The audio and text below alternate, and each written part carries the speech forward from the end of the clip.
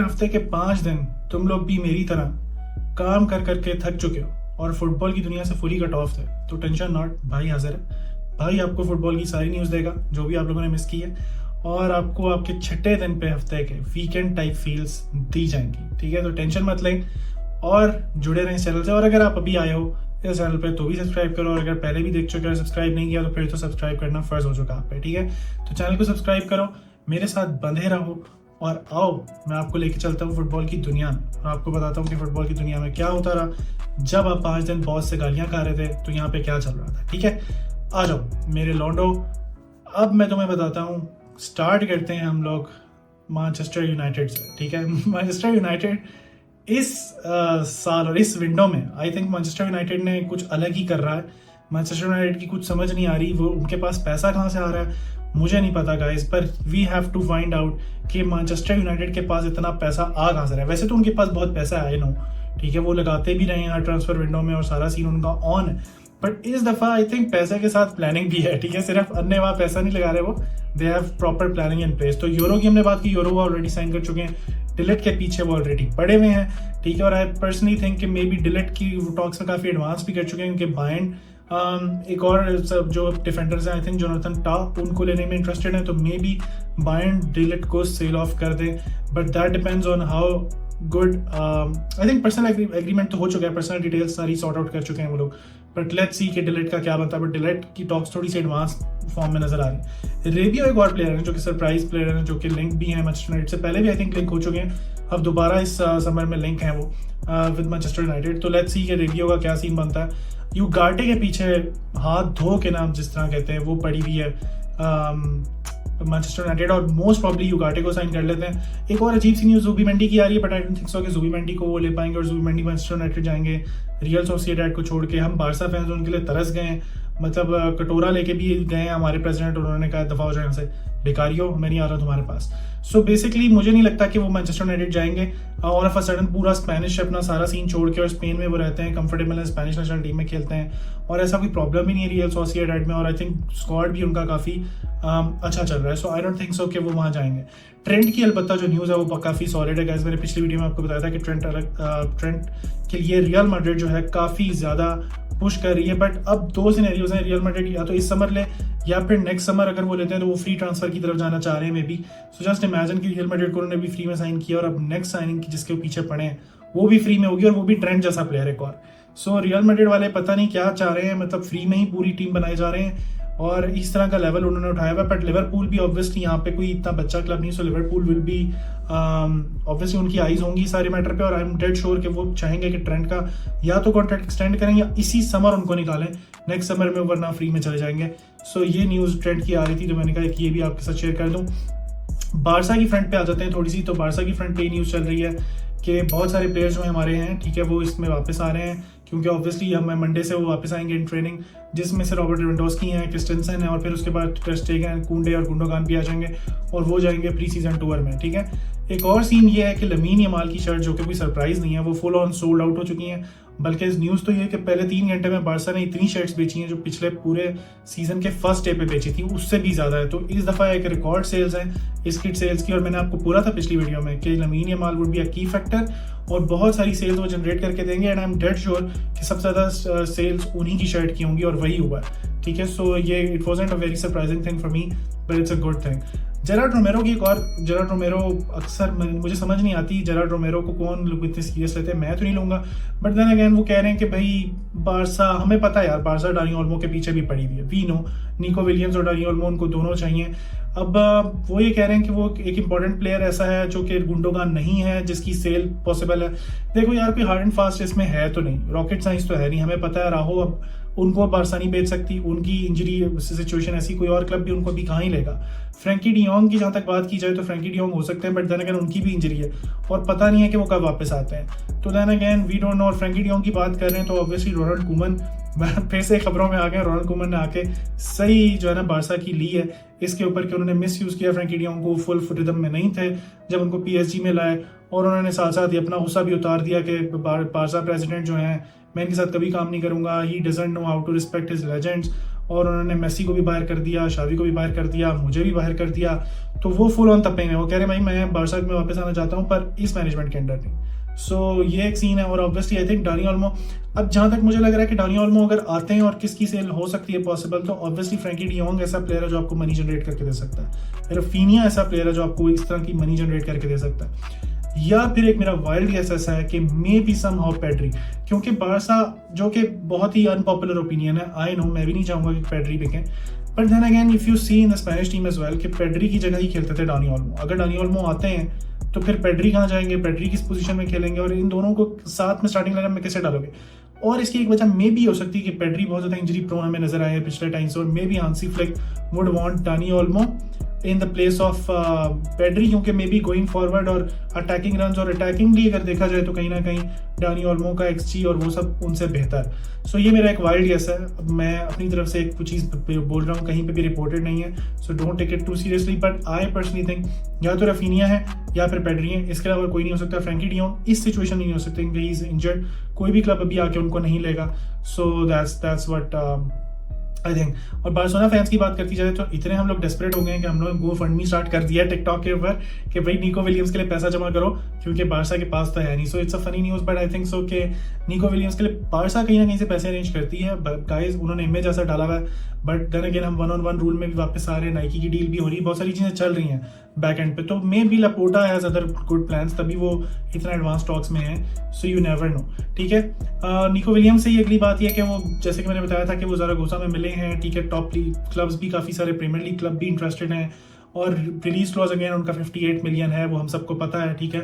तो बारसा भी ये चाह रही है कि पहले पर्सनल टर्म्स एग्री कर ले, जो कि बहुत ज़्यादा न्यूज़ आ रही है कि उन्होंने कर ली है, आई थिंक सो। और बारसा की देखो प्लानिंग बड़ी स्ट्रेट फॉरवर्ड है कि इस 58 मिलियन के रिलीज क्लॉज को थोड़ा आगे लेके जाया जाए, ठीक है। जब तक वो लोग 1-on-1 रूल में आ जाएंगे तब तक वो निको विलियम्स से पर्सनल टर्म्स एग्री कर ले, ताकि प्लेयर भी थोड़ा पुश करे अपने क्लब को, और फिर ये एक सिचुएशन बनेगा जहाँ पे बारसा उनको पे करे, मे बी इन इंस्टॉलमेंट, जहाँ तक मेरी वो से है, आई थिंक सो कि 30-40 मिलियन अप फ्रंट करके बाकी उनको रिमेनिंग करें, और इसी तरह का कुछ कॉन्ट्रैक्ट बनाएंगे निको विलियम्स के लिए भी।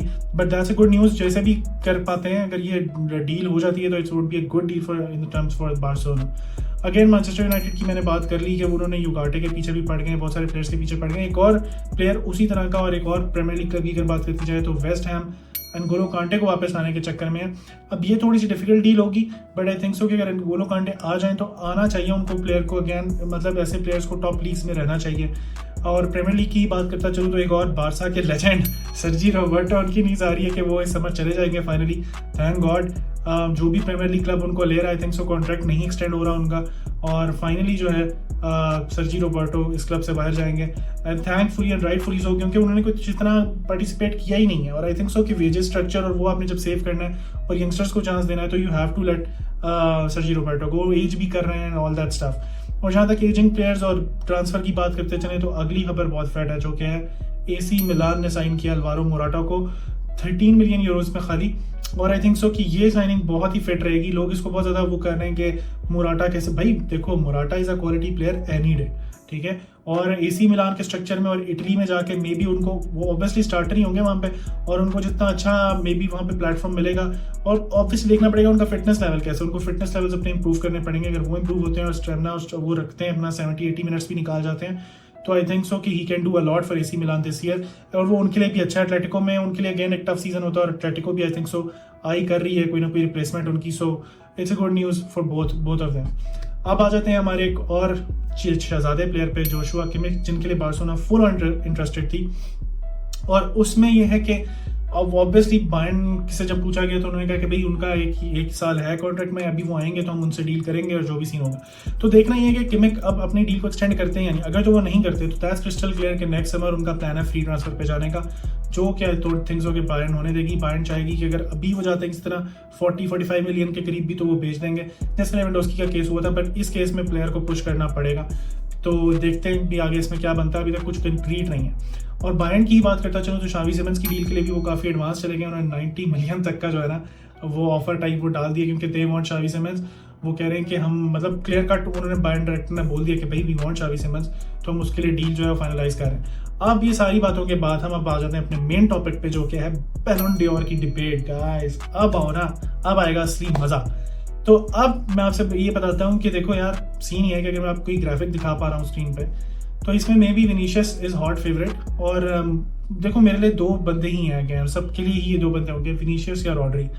अब मैं पर्सनली अगर इंटरनेशनल ट्रॉफीज को देखा जाए, जिस तरह का रिकॉर्ड रहा है बैलन डॉर का, आई personally think may be somehow Rodri would be, अगर इंटरनेशनल ट्रॉफी को देखा जाए तो रॉड्री फेवरेट बन जाते हैं। बट रियल मैड्रिड का एक बायस है, रियल मैड्रिड के प्रेसिडेंट के एक से है, ये आप मत भूलो।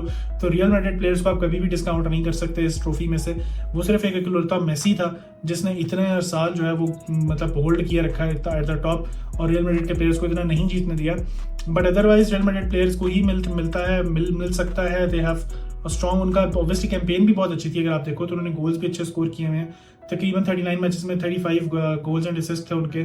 और उसके अलावा आप देखो कि उनका एक्सजी भी अच्छा था, मतलब उन्होंने चैंपियंस लीग भी जीती, ला लीगा भी जीती। हाँ, एक प्रॉब्लम जहाँ है वो कोपा अमेरिका है, और वहाँ पर उनको रेड कार्ड भी एक मिला, और 3 मैच के लिए 2 गोल स्कोर किए, और कोई इतनी खास कैंपेन नहीं रही। और स्पेशली ब्राजील के लिए तो विनीशियस कहीं भी क्लच हमें नजर नहीं आया, रियल मैड्रिड के लिए बहुत क्लच है। उसी तरह अगर रॉड्री को देखा जाए तो रॉड्री ने भी प्रीमियर लीग जीती है, 1-2 और लोकल ट्रॉफीज जीती हैं I think so. Champions league में भी बहुत ज़्यादा नहीं, आई थिंक सेमीफाइनल तक गए थे। और उसके बाद अगर आप देखो तो यूरोज जो है, यूरोज में वो बहुत ही एलिगेंट किस्म के प्लेयर रहे हैं और इम्पॉर्टेंट प्लेयर रहे हैं, मैन ऑफ द टूर्नामेंट भी रहे हैं। सो यू नो कि उन्होंने अपना सीन यहाँ से एलिवेट कर दिया, वरना रॉड्री शायद इस डिबेट में थे भी नहीं बहुत ज़्यादा। बट अब वो इस डिबेट में बहुत आगे आ गए हैं, specially after winning the euros. और ऑब्वियसली उन्होंने क्लब के साथ भी बहुत अच्छा उनका सीजन रहा है, और obviously with international team with Spain तो उनका बहुत ही एक्सेलेंट सीजन रहा है। तो इस वजह से कहीं ना कहीं वो हॉट फेवरेट बन जाते हैं। और आप यार उनके गोल स्कोर्स भी देखो तो 8 गोल 12 असिस्ट कुछ उन्होंने दिए हैं, और वो भी मतलब एज अ CDM खेलते हुए, DM पोजीशन पे खेलते हुए इस तरह की गोल्स करना, इस तरह की मतलब सीजन निकालना, it's a big thing. So obviously Rodri बहुत ही, और हमें पता है कि मैन सिटी के लिए तो वो बहुत ही फिट खेले, but also for Spain he is been a very very hot favourite. तो बेलिंगम को मैं ऑब्वियसली यहाँ पर भी 11% प्रोबेबिलिटी है बेलिंगम अगर यूरोज जीतते हैं, वैसे तो इंग्लैंड फाइनल तक आई है, बट अगर यूरोज जीतते और उनका बहुत अच्छा यूरो जाता तो एक बहुत अच्छा चांस बन जाता उनका। बट अभी आई थिंक सो कि क्योंकि स्पेन जीत गई है और रॉड्री उसकी वजह से एलिवेट हो गए हैं, और वहां से क्लब टूर्नामेंट्स में अगर देखा जाए तो विनीशियस ने चैंपियंस लीग जीती हुई है, उन्होंने गोल्स भी स्कोर किए हैं। इवन बेलिंगम की अगर बात करूं तो देखो चैंपियंस लीग में भी अगर आपको याद हो तो बेलिंगम बिल्कुल ही स्लो थे, मतलब बेलिंगम का उतना आउटपुट निकल के नहीं आया था रियल मैड्रिड के लिए इन द चैंपियंस लीग।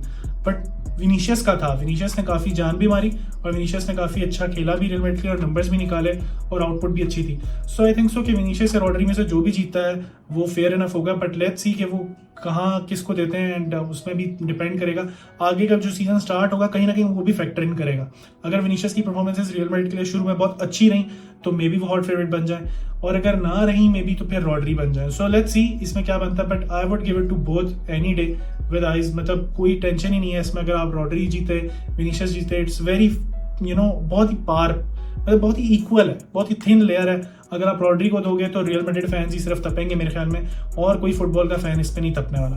अगर आप विनीशियस को दोगे तो obviously man city, Barca fans, हम जैसे लोग ही तपेंगे, और कोई नहीं तपने वाला। लेकिन as a football fan I personally believe कि दोनों ही जीते हैं, तो कोई इसमें ऐसी प्रॉब्लम नहीं है। अगर विनीशियस जीतते हैं फेयर इनफ, अगर रॉड्री जीतते हैं मोर देन फेयर इनफ, कोई टेंशन नहीं। बट मेरा पर्सनली अगर आप पूछोगे तो मे बी रॉड्री, क्योंकि समहाउ वो बहुत ही क्लच रहे हैं इस पूरे स्पेन के टूर्नामेंट में भी। इंटरनेशनल ट्रॉफीज और इंटरनेशनल विन्स डू मैटर, और वहाँ पे जो प्लेयर ऑफ द टूर्नामेंट के भी उन्होंने ट्रॉफी जीती है वो भी एक बहुत ही इंपॉर्टेंट फैक्टर है।